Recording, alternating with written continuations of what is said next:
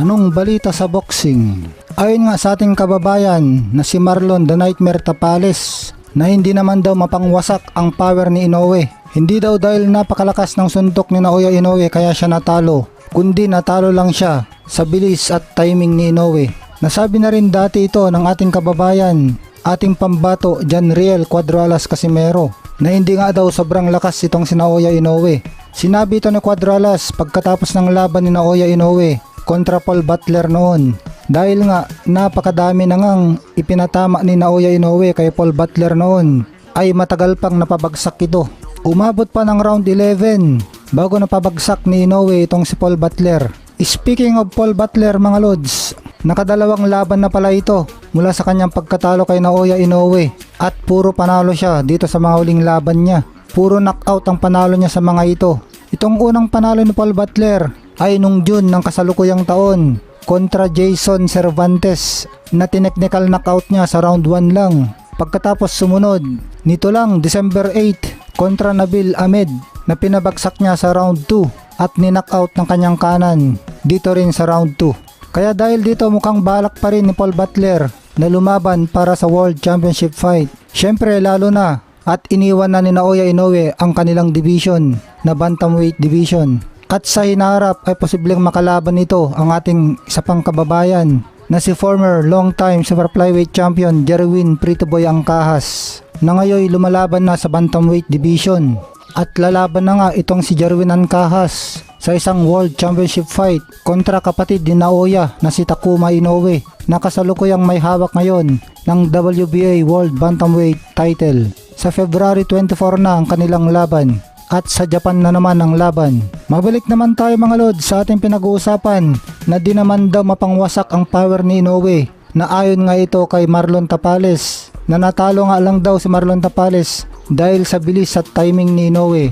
Ito ngang ating angas ng Pinas Janriel Cuadralas Casimero ay sinabi na hindi nga napakalakas ng suntok ni Inoue dahil sa napanood nga niya itong laban ni Naoya Inoue kay Paul Butler noon kung saan bigay todo ng mga suntok ni Naoya Inoue. Pero sa round 11 lang niya napabagsak itong si Paul Butler. Kaya dahil dito hindi nga natatakot si Janriel Cuadralas Casimero na labanan si Naoya Inoue. Hanggang ngayon gigil na gigil pa rin siya na labanan ito at hamon pa rin ng hamon. Sinabi na nga dati pa ni Janriel Cuadralas Casimero na mas malakas siya kay Inoue. Siya daw ang pinakamalakas sa kanilang division. Kaya nga nito lang pagkatapos ng laban ni Marlon Tapales kay Inoue ay muling sinabi ni Cuadralas na kapag naglaban sila ni Inoue ay pugot ulo niya itong hapon. Sinabi rin ni Cuadralas na siya lang daw ang makakatalo kay Naoya Inoue. Ang magandang balita mga lods, itong promoter ni Naoya Inoue na si Hideyuki Ohashi ay nagpahayag ng kanilang plano sa susunod na taon 2024 para kay Inoue. Lalaban daw si Inoue ng 3 beses sa 2024. Uunahin daw niya si Luis Nery sa buwan ng Mayo. Pagkatapos isusunod daw niya si Murodjon Akhmadaliev. At ito ngang magandang balita, pati si Janriel Casimero ay isusunod din niya. Isinama na nga ni Inoue si Janriel Casimero sa mga balak niyang kalabanin sa 2024 maski hindi mandatory challenger si Casimero kasi dahil daw na may unfinished business sila ni Casimero. Maalalang nakansel ang kanilang nakatakdang laban sana dahil sa pagragasa ng pandemic kaya may unfinished business pa nga sila. At hindi ito nakakalimutan ni Naoya Inoue. Kaya 3 nga ang plano ni Naoya Inoue na lalabanan niya sa susunod na taon. Kasama na dito ang ating pambato Janriel Cuadralas Casimero. Sabi nga ni Cuadralas, mensahe niya kay Inoue, pagkatapos mo itumba si Nery next year, tayo na. Alam ko at alam ng lahat, ako lang ang makakatalo sa'yo. Dito nga sa 3 plano ni Inoue na makalaban sa susunod na taon, itong si Luis Nery, Akhmadaliev at Casimero, ay tingin natin naangat talaga si Cuadralas dito kina Luis Nery at Murodjon Akhmadaliev. Dahil itong si Luis Nery tumiklop na ito kay Brandon Figueroa na knockout siya nung round 7 at sa body shot pa. Hindi lang technical knockout kundi knockout talaga.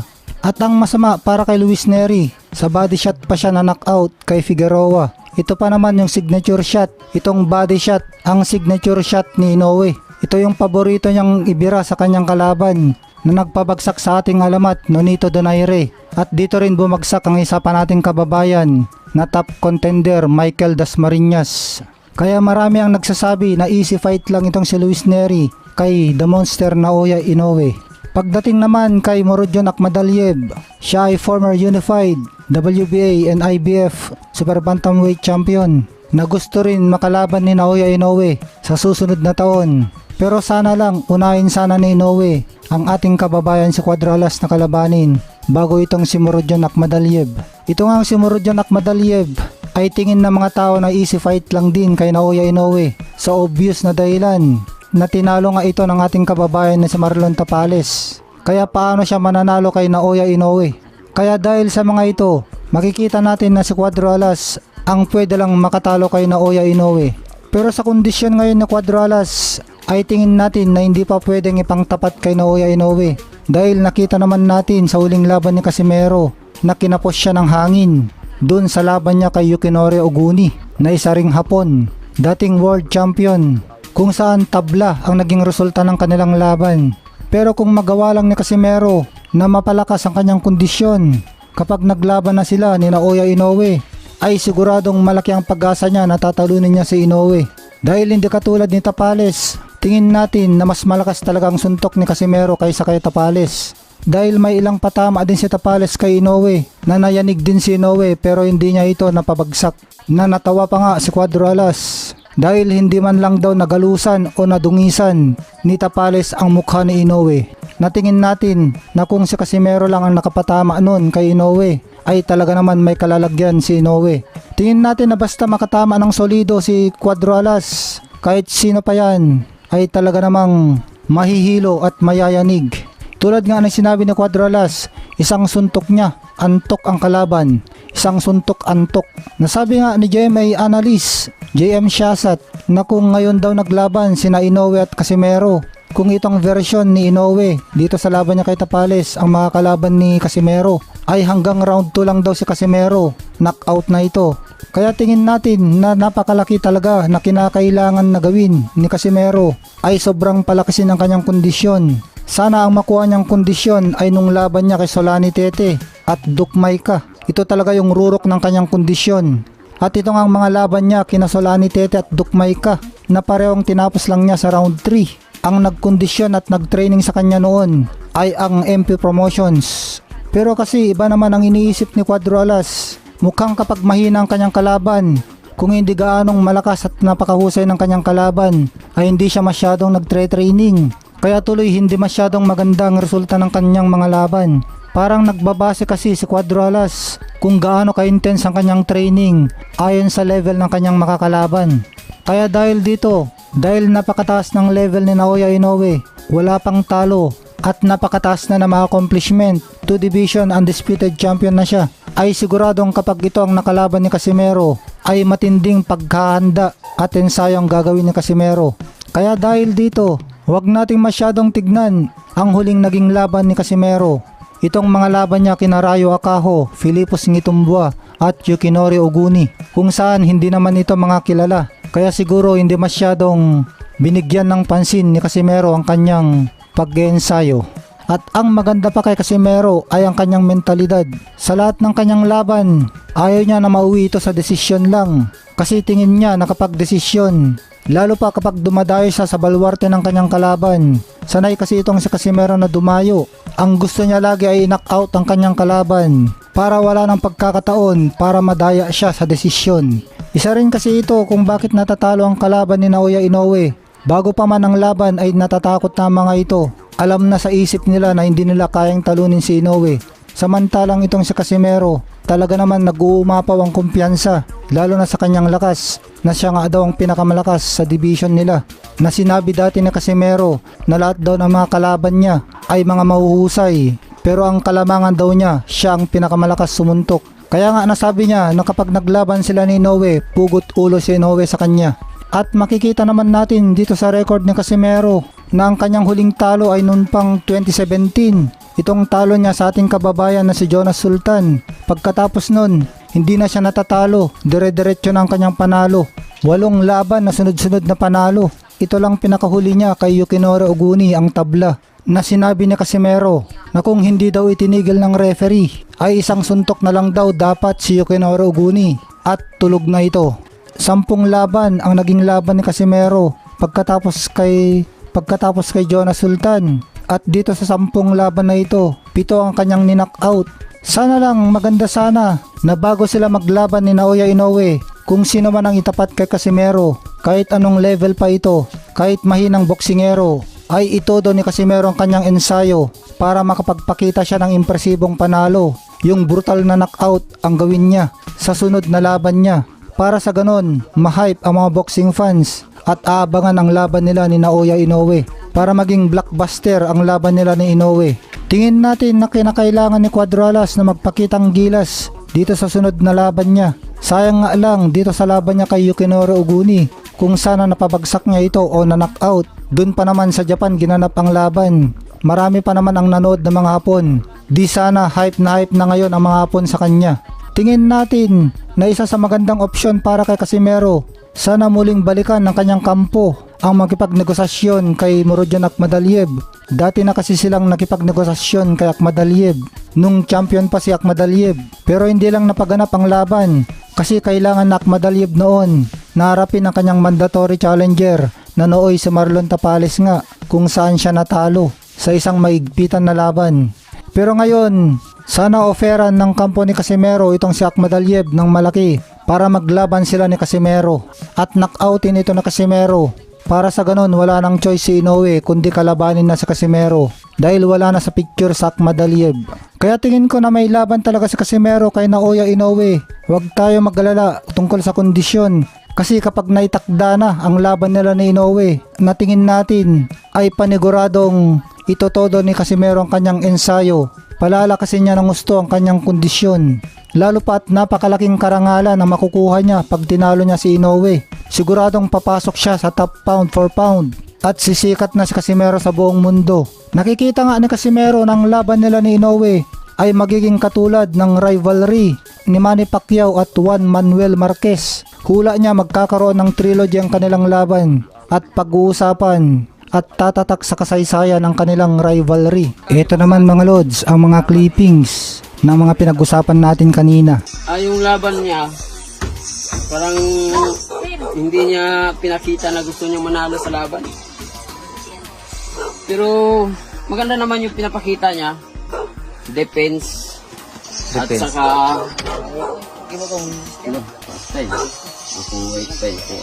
Natakot kasi siya. Natakot siya sa muntok, no? defense lang yung ano niya. Yung pinakita niya, wala siyang pinakita nga gustong manalo. Pero alam niya yung sa first round pa lang, alam niya na mahirapan talaga siya kasi si Naoya pag tapos ng suntok atras agad, tapos sobrang lakas talaga, may lakas talaga siya. Pero para sa akin, lahat ng malakas tinataob ko. Hindi man lang nagalusan si Naoya, no? Putik na yan. Kahit ilang milyon pa yan yung mga haters namin, pero lahat ng kalaban namin, pinatunayan namin na hindi mananalo sa amin. Ha? Kay Angas. Kasi, Pero yung sayo, yung laban mo. o yung sa akin, sugat lang, kahit kunti lang eh. Pero pinatigil agad. O papamura tayo sa wala sa oras nun eh. Ganun talaga pag Japanese, no? Yun ang ano nila. Kaya pero alam nyo guys, kaya ganun yung nangyayari. Alam nyo na, dahil natatakot siya sa atin. Yung sayo kasi tol, wala na, patulog na yun eh. Wala na yun, isang suntok lang, wala, finish na yun. Pero pag si Naoya Inoue, pag matamaan ko, wala. Ganun yan, no? Geng. Abangan nyo ha, lahat ng mga taong Mani natin, puta niya. Magkana dyan, puta!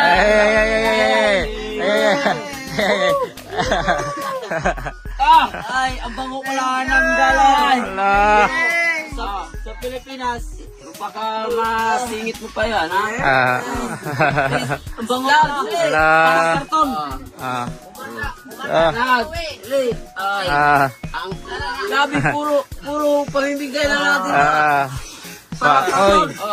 Ilan na? Ay. Kumanda ka in. Tulom lagi ya. Uy.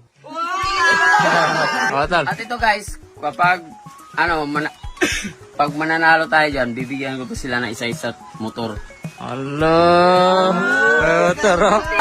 Ano po, pag si Quadrolas magsalita, tutuhan talaga yan. Ibigyan ka lang namin ng isang Oh, last message kayo na uya inuwi tol. Ayun, binabati pala natin sila ng congratulations sa inyong dalawa, both of them. At alam mo, Nauya, nagiging malakas ka na naman. Kasi alam ko nung nagla-live ako kanina, sabi ko isip fight mo lang yan. Kasi parang tune up fight mo lang yan. Tapos kay Tapalis, big fight na yun. Pero sabi ko, yung mga tao laging nag-ano, tapos sinahype nila masyado. Sabi ko, ayos din. Para kapag may laban talaga, hype talaga, para maraming manood. At yung mga Japanese, alam nila na hindi sila naniwala na matatalo sila. Kaya yung ginawa ni para makasurvive lang, laging dinidipinsa. Pero nakikita natin yung laban na malakas talaga. May lakas talaga kasi kahit gaganunin siya eh. Tapos yung street, mahina lang yun binatawan lang. Pababa. Ganun. Binitawan lang yung street. Binitawan lang, pero lasting na kasi siya nun. Pero ayun, congrats sa iyo. Nauya Inoue, nagiging malakas ka na naman. Alam mo, lahat ng mga tao dito na mga solid supporters ko, lahat ng mga sinasabi nila, wala makakatalo sa iyo kundi si Quadrolas lang. So abangan nyo guys. Yung panalo natin ulit. Tapos ng New Year. Tapos ng New Year, bakbaka na naman. Makikita nyo na naman ang bida, ang angas ng Pinas. Kayo, pinabayaan ko kayo magiging bida-bida. Pero pagdating ng panahon, si Quadrolas pa rin ang bida. Okay. Pinabayaan mo lang pala sila? Pinabayaan mo lang. Ganon. Sabi ko, kasi ngayon, choice ninyo yan. Pinabigyan yun. Pagbigyan natin yung mga ganyan. Kasi, alam nyo naman, tayo, mabait tayong tao. Pinabayaan natin kung ano man yung gusto nila na marating kasi pangarap din nila yan. So, Nauya Inoue, congrats sa'yo. At alam ko, tune up fight mo lang yun. Nung wala talaga, papalitan. Kami nga, sabi nyo, papalitan yung trainer namin, lahat na nakapaligid. Ako nga, ilang years na ako hindi natatalo. Anak ka? Kamu ba, mga tao diya, kailangan tahimik kayo kasi yung ginagawa namin ni Kuya Lods at sa akin, yung tandem namin na mula noon hanggang ngayon, walang magkakahiwalay sa amin na ayaw na natin, gano'n. Kasi lahat ng laban namin, pinapakita namin, kaya namin pabagsakin yung kalaban. At hindi kami natatalo. Pwede naman natin magdagdag tayo ng ano bang kulang natin. Dagdag natin. So, pwede yun. Hindi pwede yung tatanggalin. Sayang naman yung 10% ni Kuya Lods. Diba? Dami yung civilian. Okay, ilagay natin yung last fight nga ay may 10 million yan si Kuya Lods. Wala yun. May 10 million yan. Ay, Ford pa. Binigyan mo pa ako ng bonus. Oo. Pero tahimik sila na binigyan ko kita ng Parang hindi na yun. Parang hindi na trending yung pagbigay ng Hindi, na-trending kay kay Pangag. Oo. Ayun, congrats sa ulit sa dalawang boxer, si Tapales, congrats din sa iyo. At alam naman namin na pinakita mo yung best mo sa laban. Ayun. Nahihirapan ka. Alam namin nasasaktan na kasi boxer din kami. Nahihirapan. Tingin ko may lakas talaga si Nauya. Tapos mabilis talaga. Pero pagdating talaga sa akin, hindi. Ako yung boxer na hindi magpapatama. Gusto ko ako yung magbugbog. Ayaw ko ako yung mabugbog. So, ayun. Ingat kayo lagi dyan. At binabati natin, Nauya Inoue at sa lahat ng mga Japanese fans, arigatou gozaimasu at sa ating manager, si Ito. Jose de la Cruz, Jose de la and Cruz. Igis Limas. Ayun. Mr. Ito. And Mr. Ito. Promoter. Ayun. At ingat kayo lagi dyan at mga solid supporters natin, mga kaibigan natin. So, Merry Christmas sa ating lahat. Happy New Year. Happy New Year. King Gang.